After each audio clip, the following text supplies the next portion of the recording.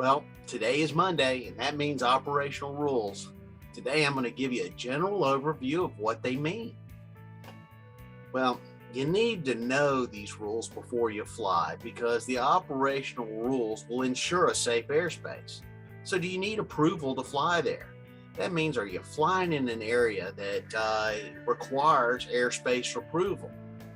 What is the pilot's responsibility once he's out in the site?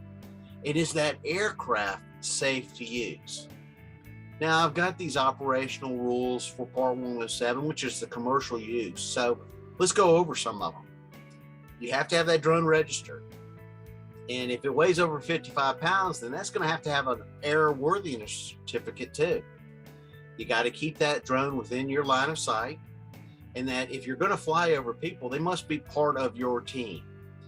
And you can only fly within inside of civil twilight between the hours of 30 minutes before sunrise and 30 minutes after sunset, unless you've done the recurrent training, which will allow you to fly at night if you have the proper lighting equipment on your drone. The speed limit is less than 100 miles an hour, and the altitude limit is up to 400 feet above ground level. Now, we're going to cover structures a little bit later on in some of the future episodes, but just remember 400 feet AGL. The other rules are, if there's another aircraft in the sky, well, yield the right of way. And again, we covered this. Do you need permission to fly within that classification of airspace? And what is the pilot in command responsible for? Well, let me give you a clue. Everything.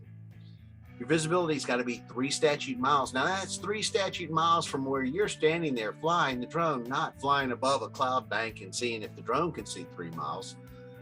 You can't do any careless operations, and you can't really carry hazardous material. Well, you can't carry hazardous material on your drone.